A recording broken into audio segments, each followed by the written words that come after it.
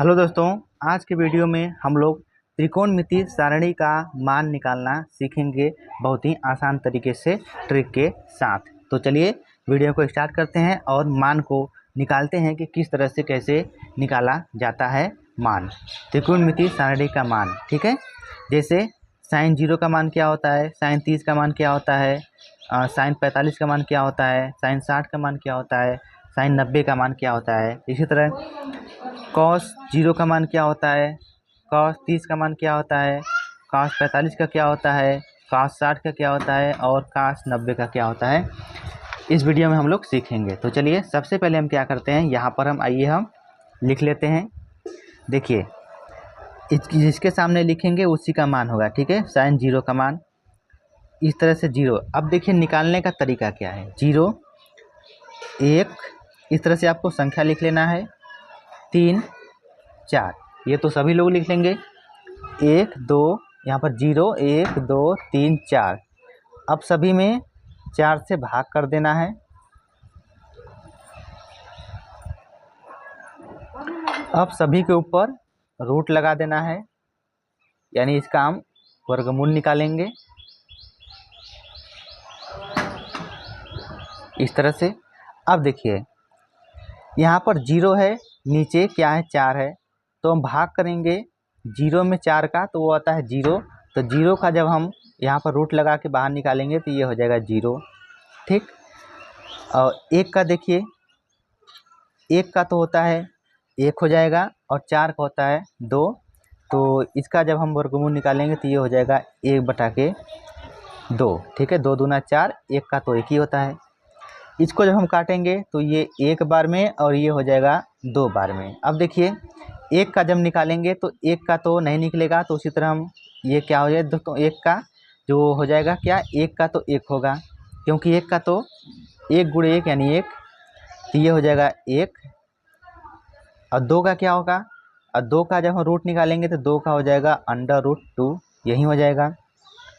अब यहाँ पर देखिए 4 का तो निकल जाएगा लेकिन 3 का नहीं निकलेगा, 3 का हम ऊपर उसी तरह लिख देंगे, √3/4 का क्या होता है 2। अब यहाँ पर देखिए 4 से ये कट जाएगा 1 बार में, और 1 का जो रूट होता है 1 का तो 1 ही होता है। अब ये हो गया इन सब का मान। ठीक है, देखिए तो यहाँ पर आइए पहले हम इसको लिख लेते हैं। तो साइन 0 का मान 0, साइन 30 का मान 1/2, साइन 45 का मान 1/√2, साइन 30 का मान √3/2 और साइन 90 का मान 1, इस तरह से। ठीक, ये हो गया साइन का मान। अब कॉस का मान निकालने में क्या करेंगे, इसी का हम उल्टा कर देंगे। ठीक है, जस्ट इसी का हम उल्टा कर देंगे। तो देखिए 1 यहाँ पर है तो 1 यहाँ पर आ जाएगा। ठीक, अब √3/2 तो यहाँ पर हो जाएगा √3/2। अभी ये तो उसी जगह है, यानी 1/√2।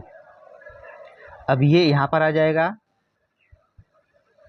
1, यानी 1/2। ठीक है, फिर 0 क्या हो जाएगा, यहाँ पर आ जाएगा। ठीक, इस तरह से। ये तो बहुत आसान हो गया, पहले साइन का निकाल दिए, फिर कॉस का निकालने के लिए इसका हम उल्टा कर दिए। ठीक, यहाँ पर ये उसी जगह, यहाँ पर और ये यहाँ पर। ठीक है, अब इसके बाद देखिए, ठीक है अब हमको निकालना है 10 का मान। तो 10 का मान निकालने के लिए क्या करेंगे, हम यहाँ पर साइन में कॉस से भाग करेंगे। ठीक है, 10 का मान होता है साइन बटा कॉस। तो 0 में 1 का भाग करेंगे। देखिए यहाँ पर आइए भाग करके दिखाते हैं। जैसे 0 है तो 0 में हम 1 का भाग करेंगे। ठीक है, तो कितना आएगा, किसी संख्या से 0 में भाग करते हैं तो ये आता है 1। अब यहाँ पर है 1/2 फिर भागे √3/2। तो ये 2 से 2 क्या हो जाएगा, कट जाएगा। तो क्या हो जाएगा, यहाँ पर बचेगा आपका 1/√3। अब यहाँ पर देखिए, अब ये क्या हो जाएगा, 1/√2 तो 1 से 1 कट जाएगा, √2 से √2 कट जाएगा, क्या हो जाएगा 1। अब इसको देखिए, √3/2 बटा 1/√2, 2 से 2 कट गया और √3/1, यानी इसको हम लिख सकते हैं √3। ठीक। अब देखिए यहाँ पर 1 में 1/0, 1 में की संख्या से भाग देते हैं तो वो आता है इनफाइनाइट। ठीक है, इस तरह से। अब इसको हम यहाँ पर लिख लेते हैं पहले। तो ये हो जाएगा 0, ये हो जाएगा 1/√3, इसका मान आया है 1 और इसका मान आया है क्या, √3 और इसका मान आया है इनफाइनाइट। ठीक। अब देखिए, अब है यहाँ पर काट का मान निकालने के लिए। तो अब काट का मान कैसे निकालेंगे, तो देखिए काट का मान हम निकालेंगे। तो देखिए काट का मान हम कैसे निकालेंगे, ठीक है। तो देखिए 10 का उल्टा काट होता है, कोसेक का उल्टा सेक होता है और साइन का उल्टा यहाँ पर कोसेक होता है। ठीक है, यानी 10 का विपरीत काट, कॉस का विपरीत सेक और साइन का विपरीत कोसेक। अब देखिए काट का मान निकालना है हमको, तो हम 10 का उल्टा कर देंगे, यानी 10 का विपरीत कर देंगे। यानी 0 है तो 0 को हम बटे 1 लिख सकते हैं, तो इसका विपरीत क्या हो जाएगा, 1/0। ठीक है। अब हम इसको भाग करेंगे तो ये हो जाएगा इनफाइनाइट। अब इसको देखिए, जैसे यहाँ पर 1/√3, 1/√3 है, तो इसका उल्टा करेंगे तो ये हो जाएगा √3/1। तो इसको हम सिर्फ √3 लिख सकते हैं इस तरह से। ठीक, हमको उल्टा कर देना है। ठीक है। अब देखिए, तो हम क्या करेंगे, तो इसका क्या आया है, ये आया इनफाइनाइट। ठीक है। तो यहाँ पर अब इसका उल्टा करेंगे तो ये हो जाएगा √3, 1 का उल्टा 1 होता है। अब इसका उल्टा करेंगे तो ये क्या हो जाएगा, 1/√3। ठीक है, 1/√3। अब इनफाइनाइट का उल्टा 0।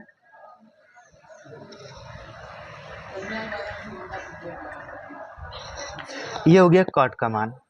अब देखिए सेक का मान, तो सेक होता है यहाँ पर कॉस का उल्टा। ठीक है, सेक होता है कॉस का उल्टा। तो अब देखिए, तो इसके बाद देखिए क्या है, अब सेक होता है कॉस का उल्टा, तो 1 होता है, तो 1 का उल्टा यानी 1/1 यानी 1/1, तो इसका हो जाएगा मान 1। ठीक। अब है √3/2, तो इसका उल्टा क्या हो जाएगा, ऊपर का नीचे, यानी 2/√3, 2/√3। अब ये है 1/√3, तो इसका उल्टा क्या हो जाएगा, √2। ठीक है, √2 हो जाएगा। फिर यहाँ पर 1/2, 1/2 है तो क्या हो जाएगा, 2/1, यानी इसका आंसर सिर्फ क्या हो जाएगा 2। और 0 है तो 0 का उल्टा होता है इनफाइनाइट, यानी अपरिभाषित। ठीक। अब यहाँ पर है कोसेक, तो कोसेक का उल्टा क्या होता है, साइन, यानी साइन का जो मान होगा वो क्या हो जाएगा, कोसेक हो जाएगा। ठीक। अब देखिए 0 का तो उल्टा होता है अपरिभाषित, यानी इनफाइनाइट, ये सभी को मालूम है। फिर 1/2, 1/2 का उल्टा यानी 2/1, तो इसको हम 2 हम लिख सकते हैं, सिर्फ 2। फिर देखिए 1/√2, 1/√2, तो इसका उल्टा क्या हो जाएगा, √2। फिर यहाँ पर है √3/2, तो 2 ऊपर हो जाएगा। ठीक, और नीचे 3। अब यहाँ पर 1 है तो 1 का उल्टा 1 ही होता है, ठीक है, ये हो गया।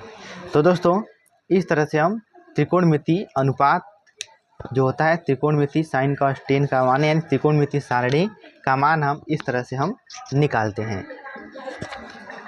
तो उम्मीद करता हूँ कि आपको ये वीडियो ज़रूर से ज़रूर पसंद आया होगा।